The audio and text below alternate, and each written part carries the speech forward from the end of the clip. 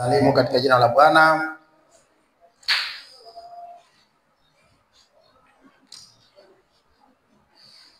Tumpe Mungu muda wetu na nafasi hii ili aweze kuweka kitu kipya ndani yetu, aweke furaha kwa upya ndani yetu, aweke amani kwa upya ndani yetu, kwa kuwa Mungu hutukusanya kwa faida wala hatukusanyi kwa hasara.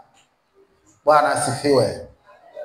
Ninaomba wewe mwenye kalamu na notebook na Biblia, chukua nafasi hii kuwekea kumbukumbu haya ambayo Mungu anahitaji uyapokee.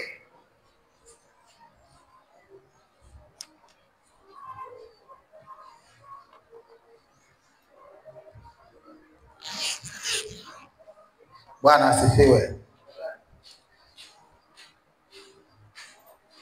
Imani yako iko wapi? Ndio ujumbe wa leo. Unauliza, imani yako iko wapi? Imani yako iko wapi? Ninasoma neno la Mungu kutoka katika Injili ya Mathayo sura ya 8 mstari wa 23 mpaka wa 27. Ninasoma Injili ya Mathayo sura ya 8 mstari wa 23 mpaka wa 27 kama ilivyoandikwa. Neno la Mungu linasema, akapanda chomboni, wanafunzi wake wakamfuata. Kukawa msukosuko mkuu baharini, hata chombo kikafunikizwa na mawimbi, naye alikuwa amelala usingizi. Wanafunzi wake wakamwendea, wakamwamsha wakisema, Bwana, tuokoe, tunaangamia. Akawaambia, wa imani haba? Mara akaondoka, akazikemea pepo na bahari, kukawa shwari kuu. Huyu ni mtu wa namna gani? Hata pepo na bahari za mtii. Bwana asifiwe. Bwana asifiwe.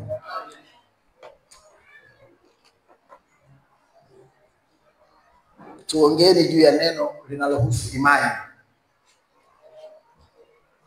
kwa kuwa vita ya imani ni kubwa, tena ni vita mbaya kabisa, na anayelengwa katika vita hii ni mimi na wewe. Na Bwana Yesu anatufundisha mambo mengi kwa habari ya imani. Anauliza, imani yenu iko wapi? Wanafunzi wake walipokuwa katika chombo, na neno la Mungu linasema kwamba aliuliza hivi katikati ya msukosuko mkubwa. Wanafunzi wanasafiri, wanavuka kwenda ng'ambo, bahari imechafuka, mawimbi makubwa, na anasema neno la Mungu kwamba yale mawimbi yalikuwa tayari yameshakifunikiza chombo. Kwa maana nyingine ni kuwa maji yalikuwa tayari yameingia kwa wingi ndani ya kile chombo, kwa sababu ni mawimbi. Kama yamekifunikiza chombo, maana yake matumaini ya kufika kwenye ile safari, wale wanafunzi pamoja na Bwana Yesu, ni kama kwamba yalikuwa yamepotea. Lakini Bwana Yesu alipoamshwa, akaambiwa, Bwana, tusaidie, tunaangamia. Akaamka akasema, imani yenu iko wapi? Kabla hajawasaidia wasiangamie. Bwana asifiwe. Kabla hajawasaidia wakaangamia kwenye safari na msukosuko wa mawimbi, aliuliza kwanza, imani yenu iko wapi? Si mpaka tujue kitu kinachoitwa imani. Nilikuwa nauliza kwenye kamusi, maana kwenye Biblia neno la Mungu linasema imani ni kuwa na hakika ya mambo yatarajiwayo na bayana ya mambo yasiyoonekana. Sasa mwenye kutafsiri kwenye hizi kamusi hizi za wanaotafsiri, yeye hana imani na anatafsiri maneno ya aina yoyote ile bila kusema kwa habari ya imani. Sisi tunasema imani ni kuwa na hakika ya mambo yatarajiwayo na bayana ya mambo yasiyoonekana. Ni kweli kwamba hata tafsiri yenyewe ya imani kwenye neno la Mungu ya kitabu cha Ibrania haisemi habari ya Mungu sana. Inasema kule kuwa na hakika tu ya mambo yatarajiwayo na bayana ya mambo yasiyoonekana.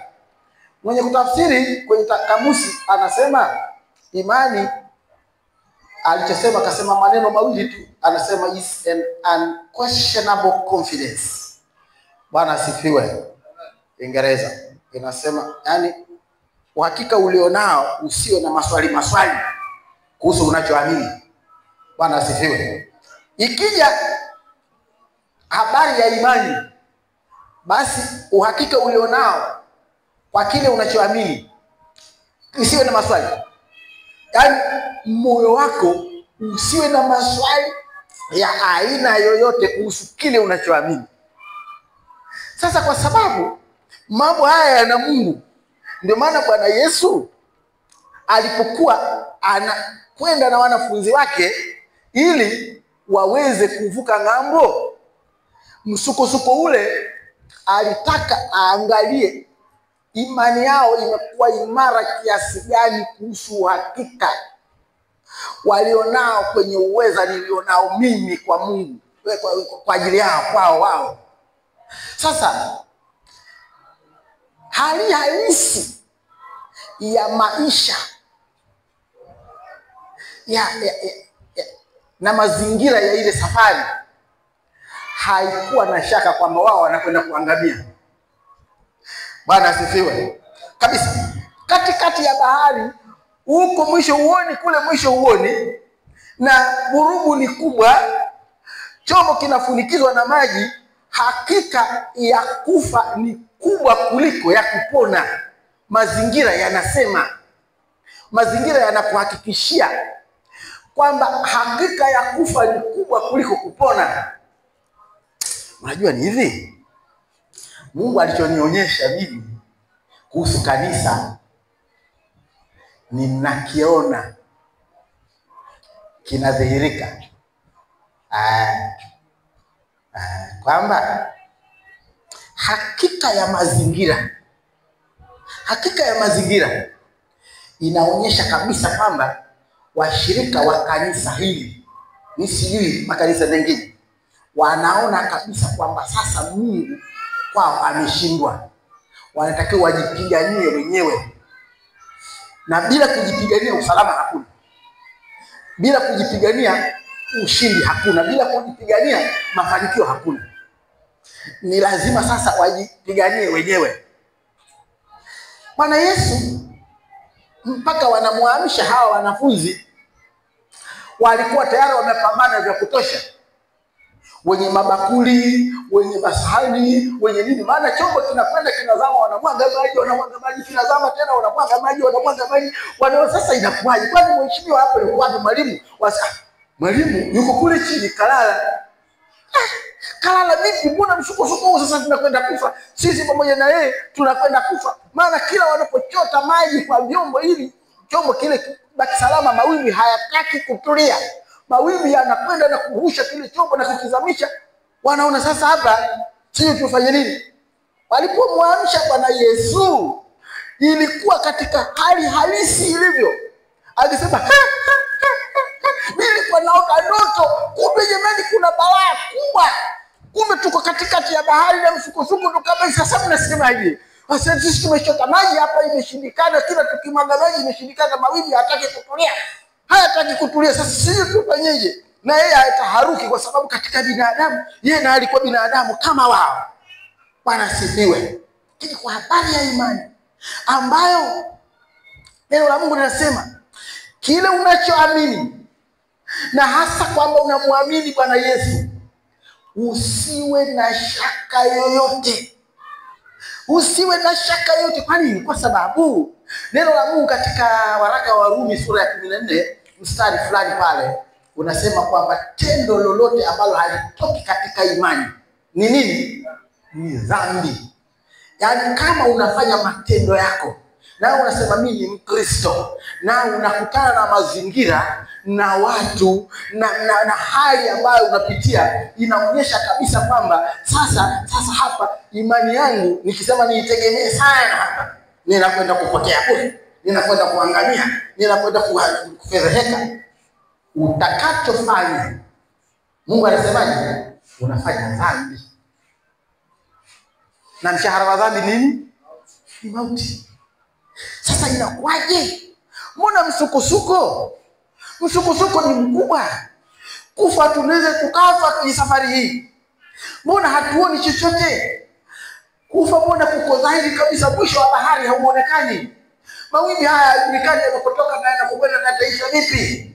Sasa tujitahidi. Inaonekana kwamba tutakufa tu hapa.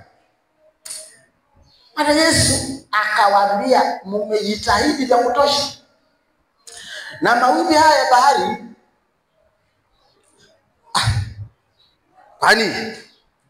kwa nini ilibidi Yesu aseme bahari tulia?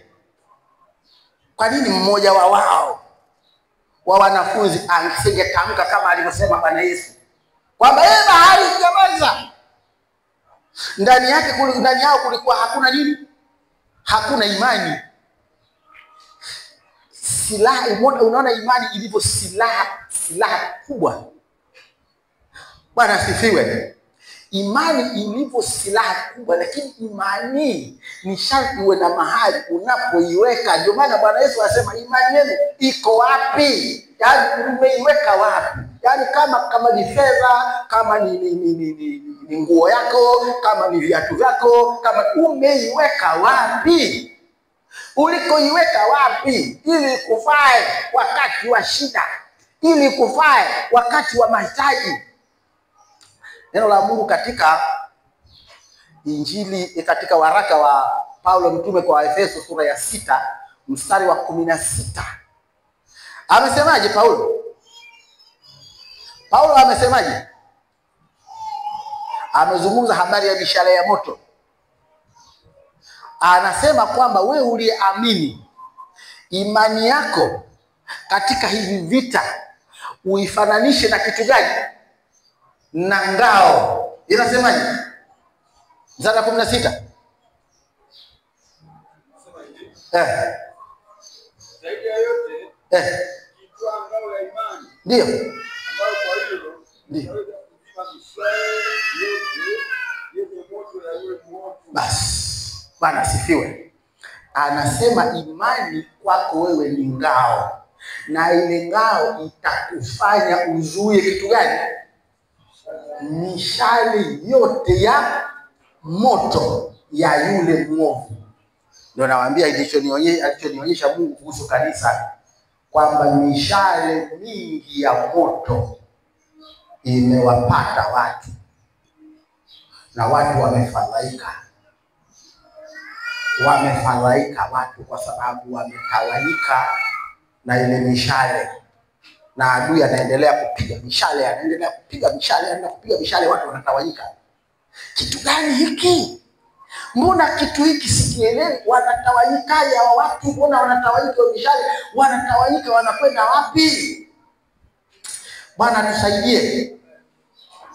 Hivi mimi bado sijapata tafsiri halisi ya kile ambacho Mungu amenionyesha. Kwa nini? Kwa sababu si mpaka nijue ile mishale ni kitu gani na anayepiga ni nani. Bwana Yesu anauliza mishale, imani yenu iko wapi? Baada ya kusema imani yenu iko wapi, akafanyaje? Akaukemea upepo, ule upepo baada ya kukemea ukawa mawimbi akafanyaje? Kukawa kitu kinaitwa shwari kuu.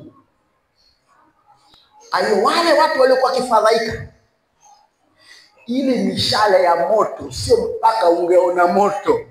Yale mawimbi yaliyotaka kuangamiza wale ilikuwa ni mishale ya moto. Lakini lengo la kwanza la mishale ya moto anayoipiga shetani, anapiga nini? Kwako wewe muamini. Bwana asifiwe. Lengo la kwanza analopiga adui mishale, anapiga akili zako, anapiga ufahamu wako. Watu wengi waliotawanyika wanaonekana kabisa ni watu ambao mnatumia akili zenu kutaka kumtangulia Roho Mtakatifu, kutaka kumtangulia Bwana Yesu ili upambane na maisha yako na mazingira yako. Kwa hiyo katika hivyo ufahamu wako unakuambia ondoka. Usifanye hivi kwa ajili ya Mungu, usiende kwenye ibada, usiende kufanya hivi, usiende kutoa, usifanye kitu gani. Utawanyiko ule ndio uone ndio, sio kwamba watu wametawanyika wamepotea kanisani. Kama na wakutawanyika kwako basi kuna unganisha nawe kuondoka, hiyo sasa ndio bahati mbaya kuliko. Bora ufahamu wako ukipigwa na adui kama mshale wa moto ukikupiga kichwani, si kwamba utakujeruhi hivi kwenye macho ya damu na nyama. Ufahamu wako ukijeruhiwa na ushauri mbaya na fahamu. Jamani, hivyo vita vilivyoko kwenye fahamu ni vita vya ajabu kweli kweli. Unajua watu wanakushauri mawili wako huko kichwani, fanya usifanye. Bwana wewe usifanye, wewe unafanya nini? Ukifanya kwani ukifanya kwani unafikiria tangu ameanza kufanya hivi watu, tangu ameanza kutoa mpaka leo yako wapi? Kama watu wanasema kutoa sana ni kubarikiwa, tangu alipotoa mpaka leo yako wapi? Wewe unafikiri? Ngoja watu wewe tukamwone mtu mmoja. Ngoja tukamwone mtu mmoja. Huyo mtu anapatikana wapi? Anapatikana kwenye kitabu cha Mwanzo. Anapatikana kwenye kitabu cha Mwanzo sura ya 18. Kitabu cha Mwanzo sura ya 18. Kitabu cha Mwanzo sura ya 18. Nitasoma maelezo kidogo yana kama urefu, lakini mimi naweza kusoma kwa haraka. Sura ya 18. Ninasoma nitakapoishia utaniona. Neno la Mungu nasema hivi, kuanzia mstari wa kwanza sura ya 18 kitabu cha Mwanzo. Bwana akamtokea Ibrahimu karibu na mialoni ya Mamre, alipokuwa ameketi mlangoni pa hema yake mchana wakati wa hari. Akainua macho yake akaona, na tazama, watu watatu wamesimama mbele yake. Naye alipowaona alipiga mbio kwa laki kutoka mlangoni pa hema, akainama mpaka nchi. Akasema, Bwana wangu, kama nimeona fadhili machoni pako, na kuomba usinipite sasa mimi mtumwa wako, na yaletwe basi maji kidogo ya ukanawe miguu, mkapumzike chini ya mti huu, nami nitaleta chakula kidogo, mkaburudishe moyo, baadaye muendelee, iwapo mmemjia mtumwa wenu. Wakasema, haya, fanya kama ulivyosema. Basi Ibrahimu akaenda himani kwa Sara, akasema, himiza vipimo 3 vya unga safi, ukande ufanye mikate. Ibrahimu akapiga mbio kwenda kundini, akaleta ndama wa ng'ombe aliye laini mzuri, akampa mtumishi, naye akahimiza kuiandaa. Akatoa siagi na maziwa na ndama aliyoiandaa, akawaandikia mbele yao, akasimama karibu nao chini ya mti, nao wakala. Wakamwambia, yu wapi Sara mkeo? Akasema, yumo hemani. Akamwambia, hakika nitakurudia wakati huu mwakani, na tazama, Sara mkeo atapata mwana wa kiume. Sara mkeo atapata mwana wa kiume. Sara akasikia mlangoni pa hema iliyokuwa nyuma yake. Basi Ibrahimu na Sara walikuwa wazee na umri wao mkubwa, na Sara alikuwa amekoma katika desturi ya wanawake. Kwa hiyo Sara akacheka moyoni mwake, akisema, ni wapi kongwe nitapata furaha na bwana wangu mzee? Bwana akamwambia Ibrahimu, mbona Sara anacheka? Akisema, mimi kweli nitazaa mwana nami ni mzee? Kuna neno gani lilogumu la kumshinda Bwana? Kwa muhula wake nitakurudia wakati huu mwakani, na Sara atapata mwana wa kiume. Akakana Sara akasema, sikucheka, maana aliogopa. Naye akasema, sio umecheka, Bwana asifiwe. Katika hali ya kawaida, mwanamke wa miaka 90 kumwambia na mzee 100 ukasema kwamba huyu mama mwakani atapata mtoto, mazingira yanakataa na ndivyo ilivyo. Ushauri wote umekataa na ndivyo ilivyo. Sasa hivi kilichokuwa ni mshale gani wa moto ulioyumbisha imani ya Sara mpaka akacheka? Tena alicheka moyoni, sio kwamba akacheka kicheko cha mtaani cha wanawake. Kacheka moyoni, tena anacheka huku akisema mimi mzee miaka yote hii na mume wangu mzee, bwana wangu kama hivi. Kacheka. Mungu amefanyaje? Ameona mpaka kule moyoni mwake alichokisema. Maana ungemwangalia, ungekaa karibu na Sara, ungeona labda meno tu, ungeona meno tu, ungeuliza kana anacheka nini? Bibi unachocheka basi sikuelewi. Wewe unaona imecheka? Mimi naona kama vile umetoa meno. Mungu kaona mpaka alichosema kule moyoni. Mazingira tunayoishi na hali halisi ya vile ulivyo yanakuunga mkono 100% kwamba unatakiwa ujitahidi mwenyewe, umwache Mungu pembeni, usimtolee Mungu, usimfanyie Mungu ibada, usimwimbie, usimsifu Mungu, wala usifanye kazi ya Mungu. Kwa nini? Kwa sababu mbona katika hali za kawaida waliofanya hivi kwa ajili ya Mungu huoni mabadiliko? Tunaiva maneno haya yanasema ndani ya moyo wa mtu. Wanakudanganya. Wanadanganya watu wa Mungu, wanapenda kudanganywa. Hivi wewe angalia fulani kwa si yule pale. Fulani kwa si yule pale. Kama ni kutoa, kama ni kuimba, kama ni kufanya nini. Sasa wewe unabebaika na nini ndani yako? Sasa mbaya zaidi atokee mpendwa. Aungane na yale mawazo yako. Aseme kwa kweli, hata mimi mwenzio nikitazama ninaona kwamba hakuna ukweli hakuna. Kwa sababu kama ni kumtumikia Mungu, mbona tumemtumikia sana? Mbona hatuoni chochote? Hatuoni faida yoyote? Mbona inaonekana kama angalia hivi? Uzito fulani simama. Tangu alipoacha wokovu kaingia kwenye biashara zake, sasa hivi simama. Na nyumba kajenga. Katoa kwa Mungu, kaona kwa Mungu, katoa afikiri labda atabarikiwa. Haoni chochote. Alipogeuka hivi kaenda kufanya biashara yake kule, siku anauza pombe, anafanya namna gani? Hakuna shida yote. Sasa kaka vizuri, sasa hivi na gari kabisa. Hali halisi mbona inakuunga mkono kabisa? Yesu anasema atakayevumilia mpaka mwisho, huyo ndo atafanyaje? Kwa nini unachotafuta wewe? Unatafuta nini? Unatafuta kuokoka? Unatafuta matokeo ya nini? Vitu hivi vinaonyesha kabisa kwamba nilichokiona mimi katika ulimwengu wa roho kiko hai, kinatenda kazi. Siku moja nimeshangaa, kuna mtu hapa niliuliza. Nikasema jamani, huyu mtu yuko wapi? Mbona haonekani?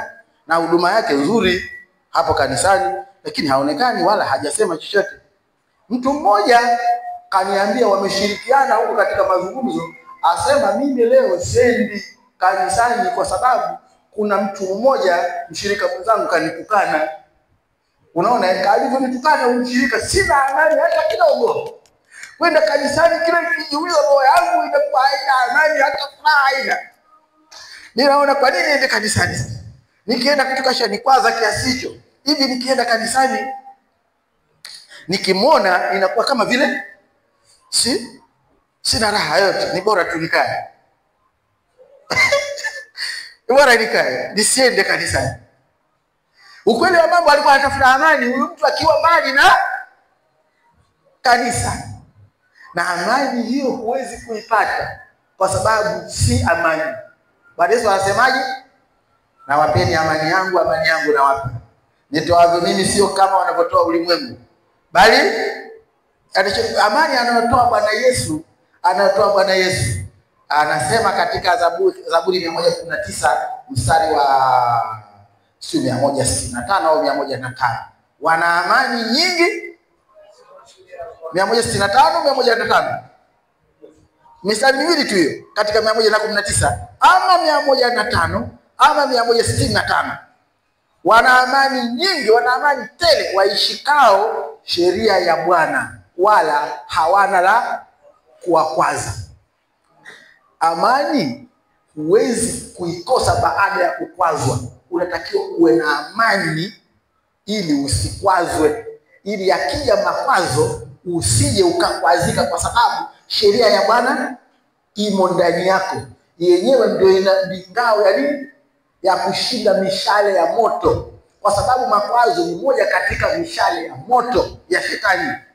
Na mshale wa moto wa shetani ukija ukikukuta huna ngao, maana yake unapita, unaharibu ufahamu, unakwenda kuharibu na moyo. Moyo ukisha kuharibika na fahamu zikiharibika, wewe unachukua hatua ya kimwili ambayo haiendani na imani tena, ila ni hatua inayokwenda na akili yako. Ndio utawanyiko niliouona, kwamba watu wametawanyika, wanatafuta kujitegemea na kuamini kwamba akifanya tofauti, akifanya badala ya kile ambacho Mungu anataka akufanye, atafaidika na atapata matokeo mazuri. Una uwezo mkubwa wa kupata kitu kinachofanana na matokeo. Bwana asifiwe. Kabisa. Una uwezo mkubwa wa kupata kitu kinachofanana na matokeo. Kupata matokeo yanayofanana na nia yako, lakini sio matokeo katika Mungu. Kwa nini? Kwa sababu imani haitaki, imani katika Kristo haitakiwi iwe na shaka yoyote. Kwa nini imani inatakiwa iwe na shaka? Inatakiwa isiwe na shaka.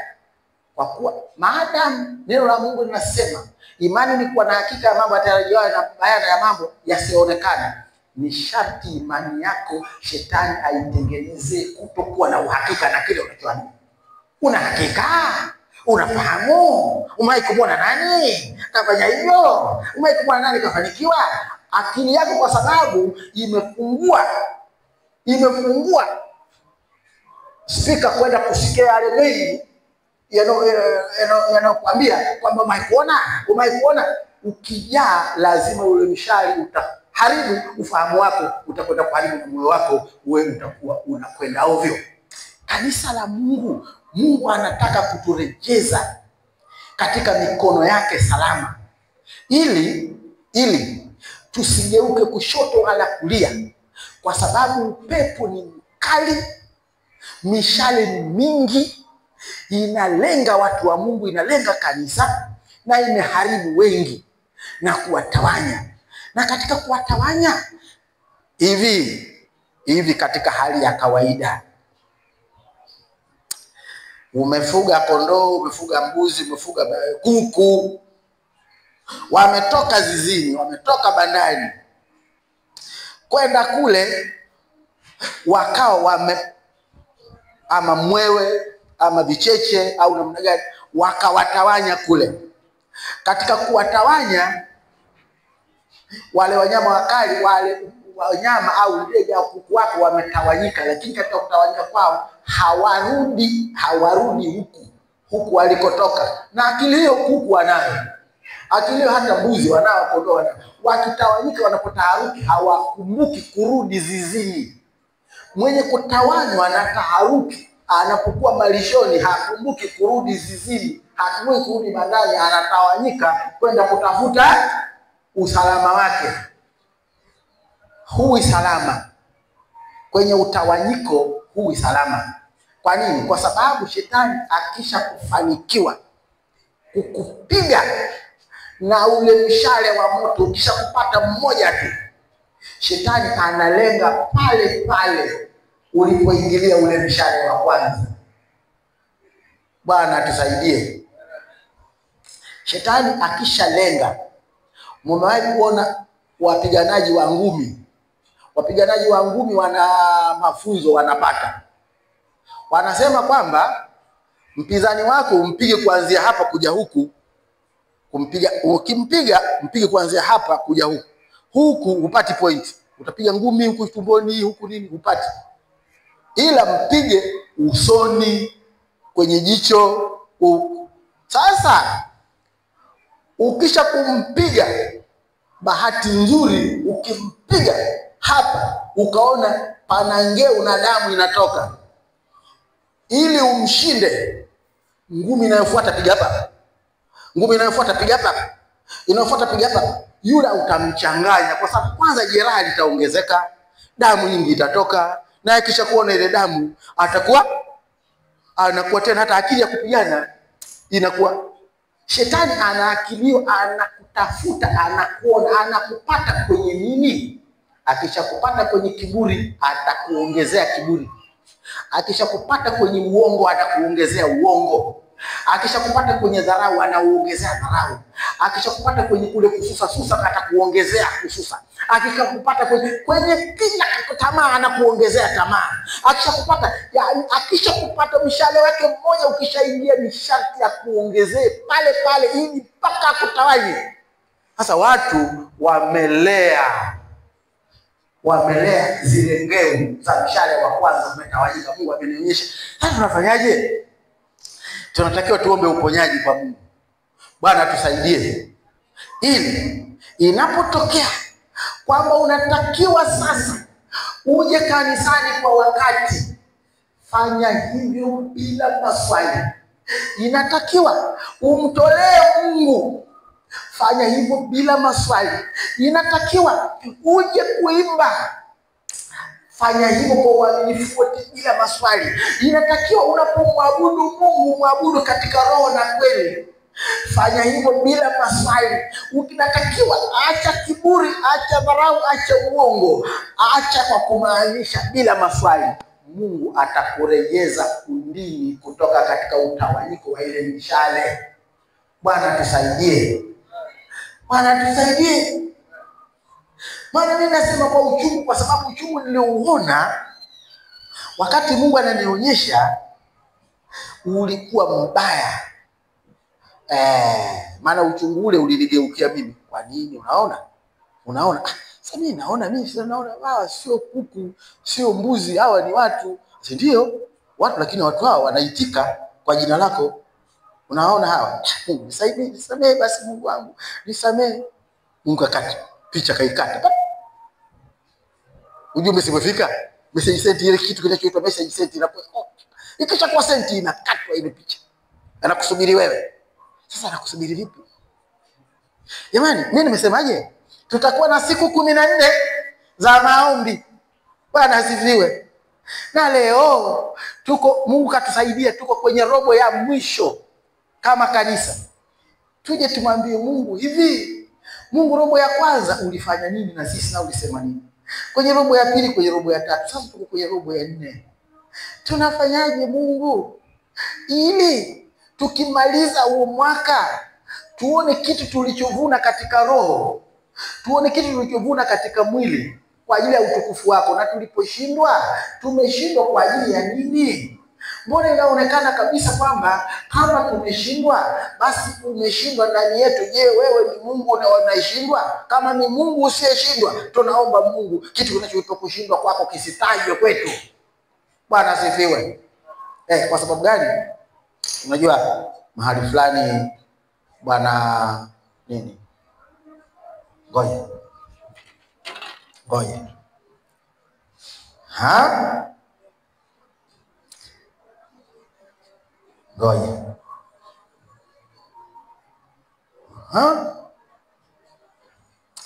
Haya. Ninaomba nisome neno la Mungu kutoka katika Injili ya Mathayo sura ya 3. Injili ya Mathayo sura ya 3. Injili ya Mathayo sura ya 3. Alafu mmoja afungue Saguti, fungua waraka wa kwanza wa Yohana sura ya 5 Fungua waraka wa kwanza wa Yohana sura ya 5 mstari wa 6, utasoma mstari wa 6 mpaka wa 9. Mimi nitasoma Injili ya Mathayo sura ya 3 mstari wa 16 na wa 17. Ngoja nianze mimi kusoma Injili ya Mathayo sura ya 3 mstari wa 16 na wa 17. Neno la Mungu linasema hivi: naye Yesu alipokwisha kubatizwa, mara akapanda kutoka majini, na tazama, mbingu zikamfunukia, akamwona Roho wa Mungu akishuka kama hua akija juu yake. Na tazama, sauti kutoka mbinguni ikisema, huyu ni mwanangu mpendwa wangu, ninayependezwa naye. Haya, soma huu waraka wa kwanza wa Yohana sura ya 5 mstari wa 6 mpaka 9. Mstari wa 6 mpaka wa 9.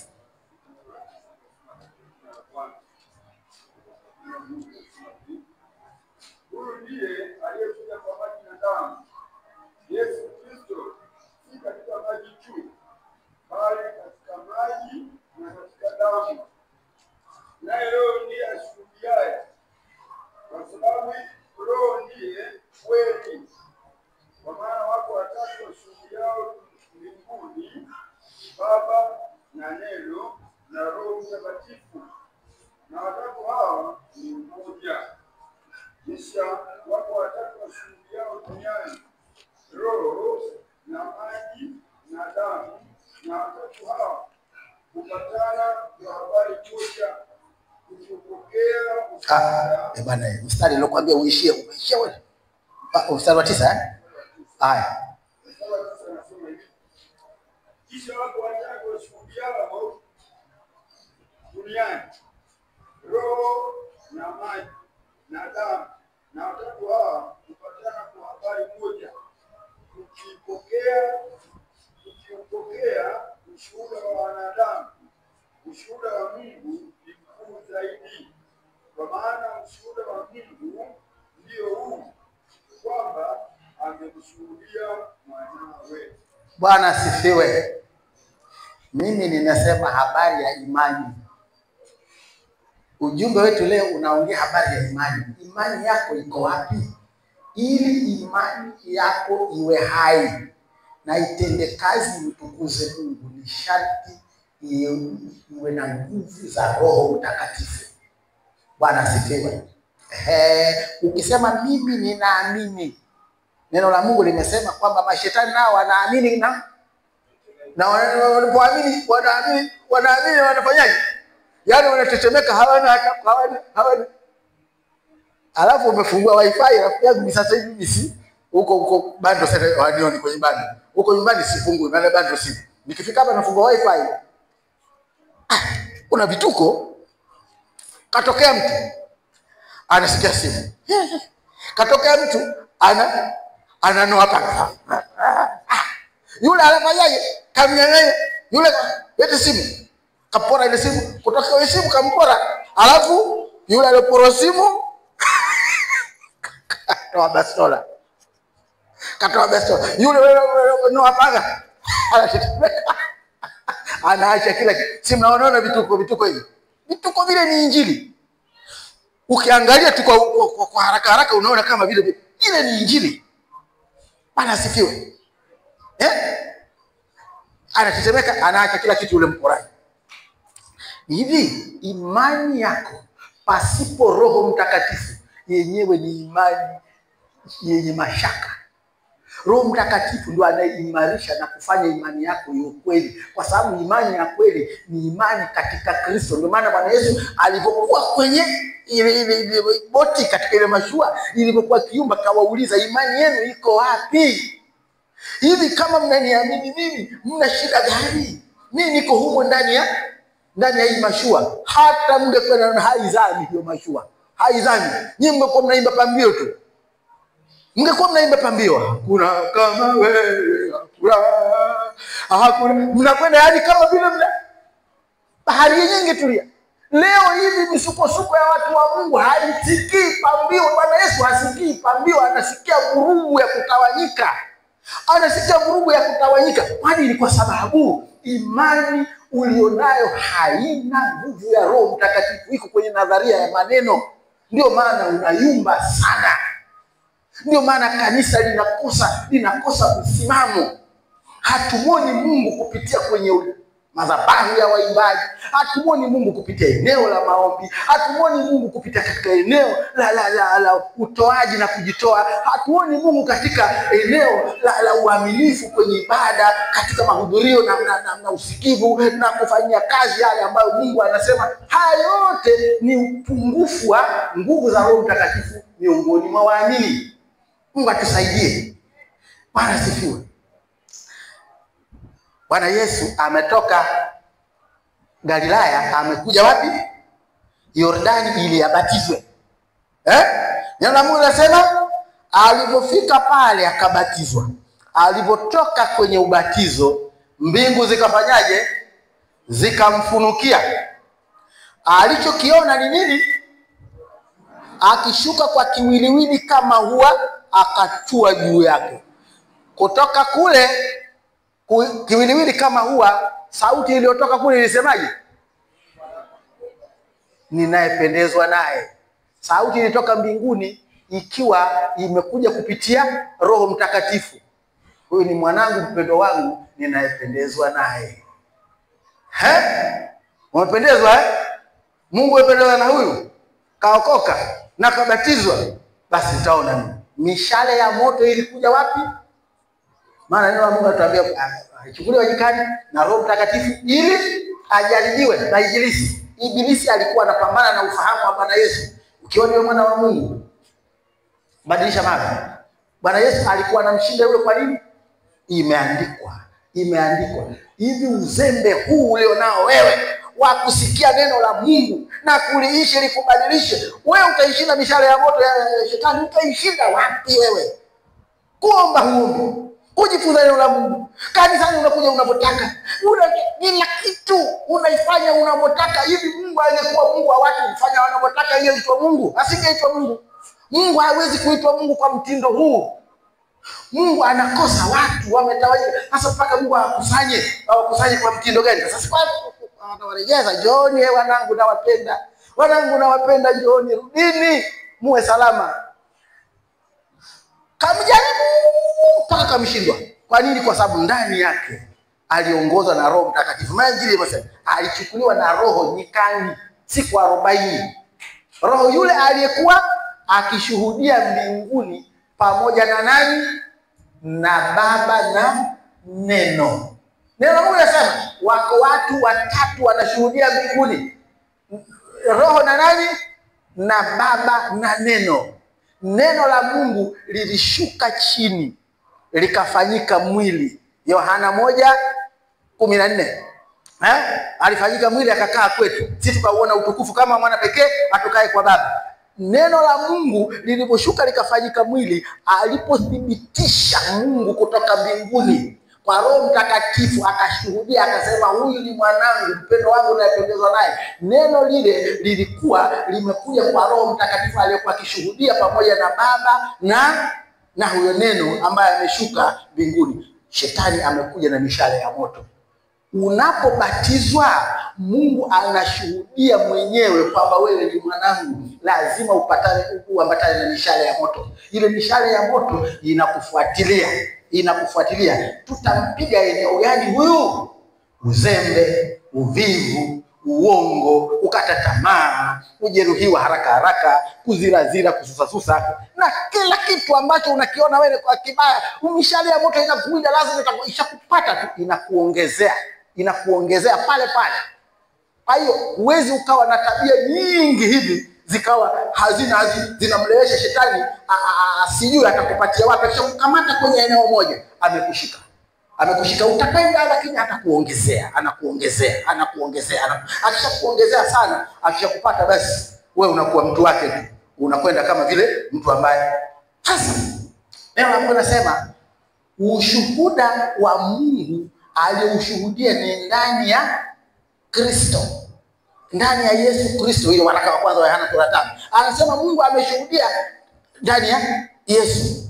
Kwa nini? Kwa sababu Yesu Kristo ndio anakuja kumshuhudia Mungu. Lakini anasema kuna watatu wameshuhudia mbinguni na duniani. Kule mbinguni atasema Baba, Neno na Roho. Hapa chini ni nini? Maji, Roho, maji na damu.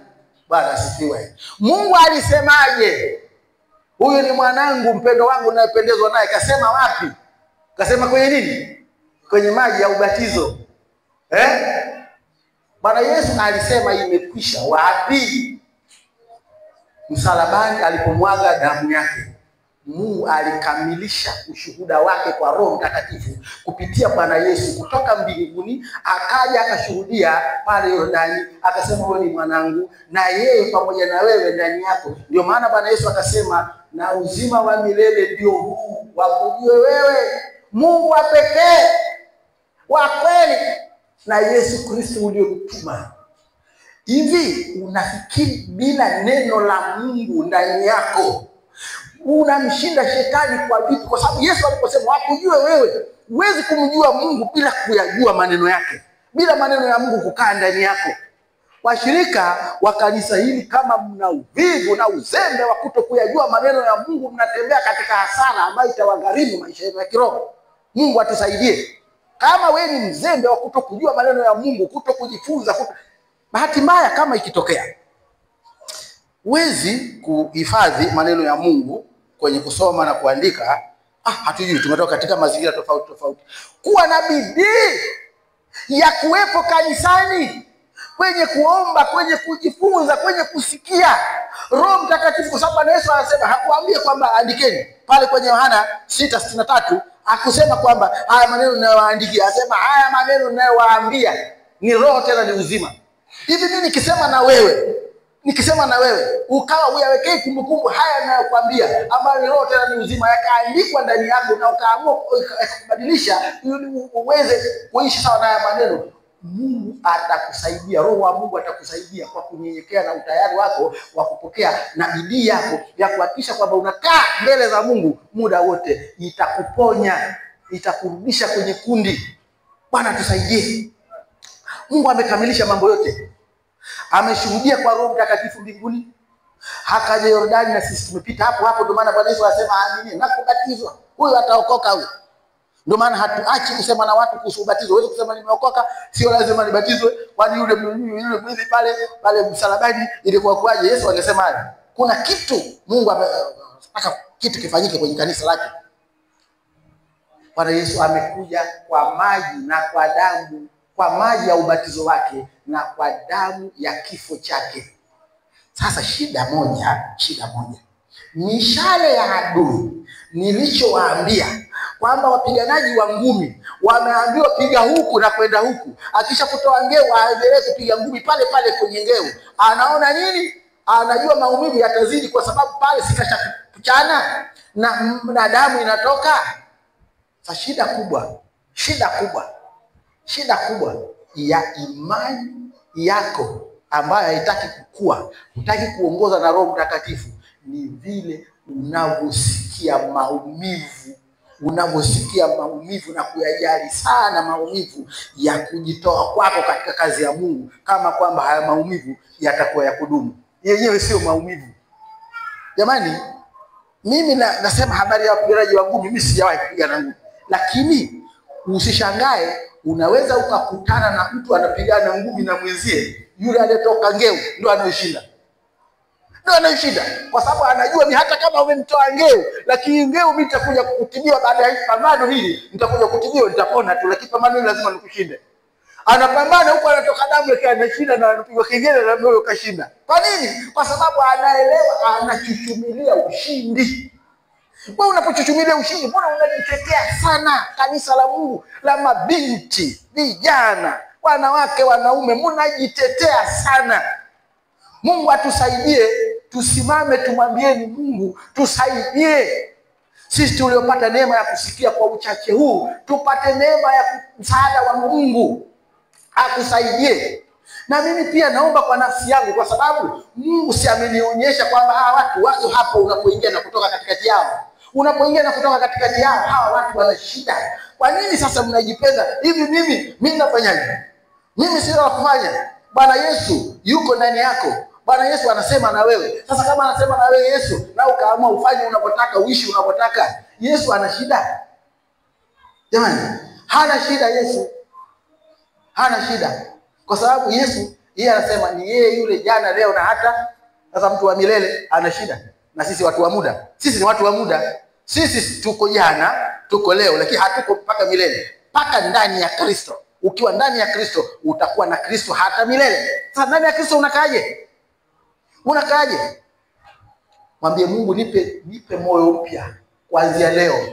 Nikusifu katika roho na kweli, nikutolee katika roho na kweli, nijitoe katika roho na kweli, niwe mwaminifu katika ibada katika roho na kweli, niwe mwaminifu katika kujitoa na kujituma kwenye kazi yako katika roho na kweli, niwe baraka katika maisha yangu haya ya kimwili na kiroho, katika kila kitu ambacho unaniwezesha kufanya katika roho na kweli. Tunaweza mambo yote katika nani? Yeye atutie nguvu. Tusimame tuambie Bwana Yesu, ninaweza mambo yote katika wewe unitie nguvu. Nimesikia neno lako na mimi naogopa. Nami kwa sababu naogopa neno lako, naomba unibadilishe Yesu. Unibadilishe nisiwe mtu ambaye ninayumba na kwenda kushoto na kulia. Kwa nini? Kwa sababu wewe hujabadilika. Bwana asifiwe. Haya, naomba chorus ya kuabudu kwa ufupi, halafu tutakwenda mbele za Mungu. Wewe kama unahitaji maalum utakuja hapa mbele, tutaomba pamoja. Kama unahitaji maalum, lakini ni maombi ya jumla. Tuombe wote kwa jumla, tumwambie Bwana Yesu, fanya kitu kipya. Fanya kitu kipya ndani yangu. Yesu, fanya kitu kipya ndani yangu. Yesu ni mwaminifu. Yesu ni mwaminifu. Hiyo mishale ya adui isikupate. Mwambie, nipe nguvu ya kushika ngao ya imani, ili mishale ya moto yote ya adui, hata ikija kwa mawazo yangu, ikija kwa jirani yangu, ikija kwa ndugu yangu, ikija kwa mke wangu, ikija kupitia rafiki zangu, hiyo mishale ya moto itaenda ngao ya imani mkononi mwangu, ili ishi maisha ya ushindi. Haleluya.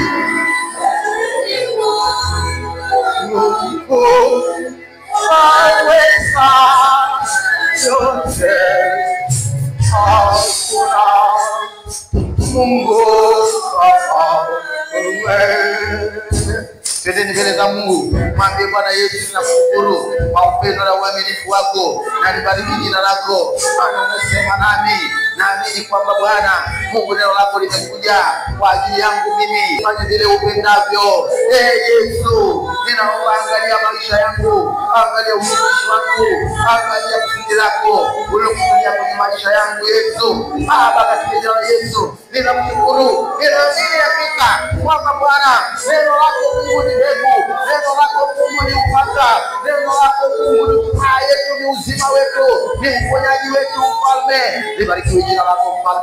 Tunaishi katika jina la Yesu. Hakika Bwana wewe ni Mungu, katika jina la Yesu. Wewe ambaye unahitaji maalum, njoo mbele tuombe pamoja. Wewe ambaye unahitaji maalum, njoo tuombe pamoja. Na wewe ambaye unahitaji maombi kama ambavyo tunaendelea kuomba kwa pamoja. Haleluya. Nyosha mikono yako juu sana. Sema pamoja nami, Bwana Yesu, ninakuja kwako. Yesu, unanijua jinsi nilivyo. Ninakuhitaji. Nahitaji nguvu ya imani. Nahitaji nguvu za Roho Mtakatifu nipate kuishi maisha ya ushindi. Yesu, ninakushukuru kwa kuwa Bwana, si kwa nguvu zangu wala kwa uweza wangu, bali kwa Roho wako Mtakatifu. Ninaamini ninashinda na zaidi ya kushinda.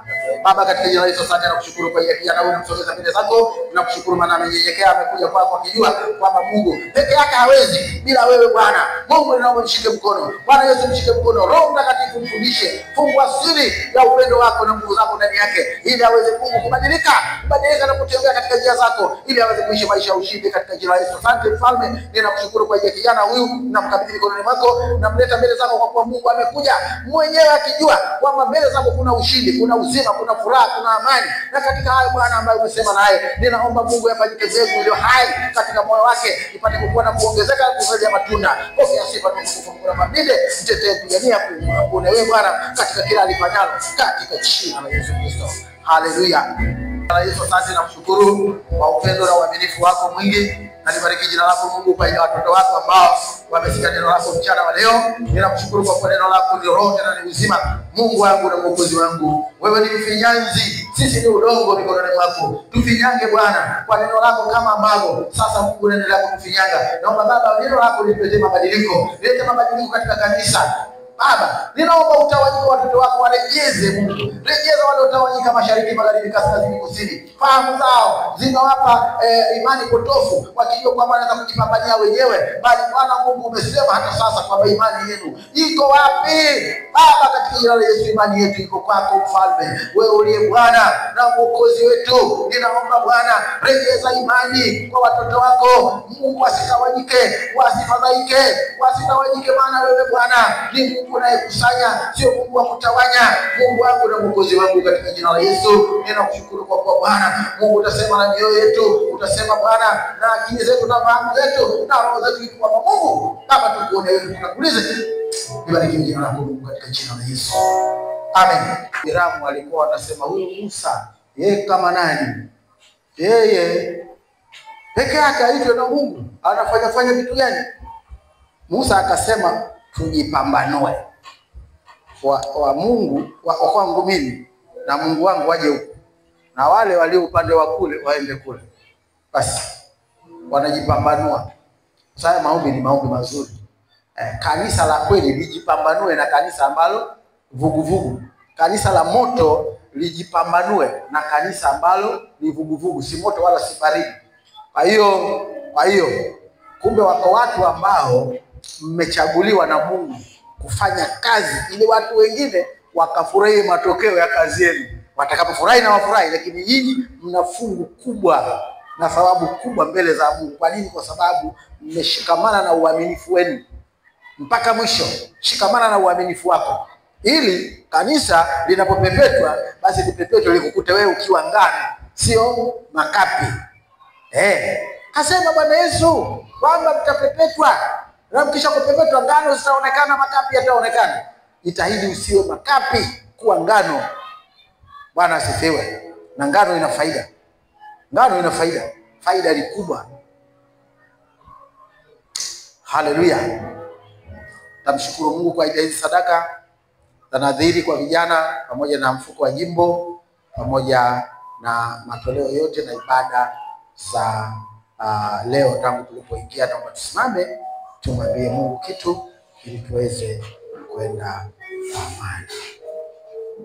Sina kinyume na shukuru, mchana kutwa kuja kwangu, usiku kucha kuna nuru, Mwokozi wangu. Habari njema raha yangu, Yesu ndiye Mwokozi wangu. Habari njema raha yangu,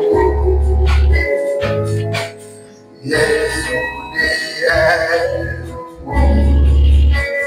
uzima. Mungu Baba, katika jina la Bwana Yesu Kristo, hatuna kinyume. Mungu, tunashukuru kwa ajili ya habari njema ambayo Bwana Mungu tupatia kila siku maadamu itwapo leo. Na siku ya leo Baba, tumepata habari njema ya uzima wa milele. Mungu, iko bisi pamoja na kulishika neno lako, pamoja na kukutolea wewe Mungu na kujitoa pamoja Bwana na kukutafuta wewe Mungu kwa bidii na mambo mengi ambayo Bwana umesema nasi tangu asubuhi. Na sasa Baba, tazama Mungu, yale mambo ni mambo ya baraka ambayo adui hapendi tuyapate, kwa kuwa yana utukufu na yanatuletea furaha na amani tukiwa ndani ya Kristo na kubarikiwa kama hivi. Ndio sababu adui analeta misukosuko, mfano wa safari iliyo baharini na mashua inayoyumba ikipambana na mishale ya adui ambayo ni ya moto inayohitaji ngao ya imani kwao walionayo.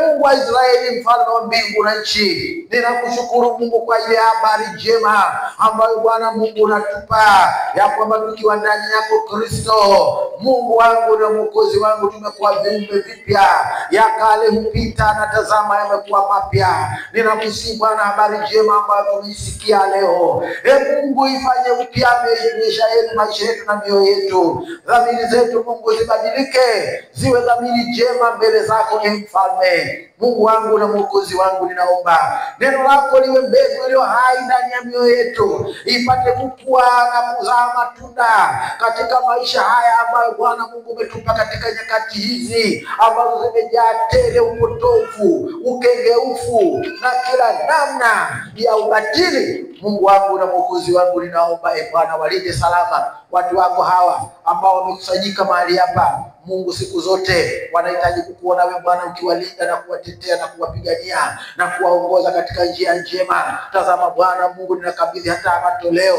ya sadaka na changizo zote zilizotolewa kupitia vijana, mfuko wa jimbo na changizo zote, sadaka za ibada, sadaka za upendo, sadaka changizo za ujenzi na yote ambayo Mungu amefanyika mahali hapa kwa ajili ya utukufu wako. Mungu, naomba yatakabali yafanyike kumbukumbu mbele ya kiti chako cha enzi, ili Mungu tunapotawanyika juu ya uso wa nchi, tunapokwenda huko na tuonekanie.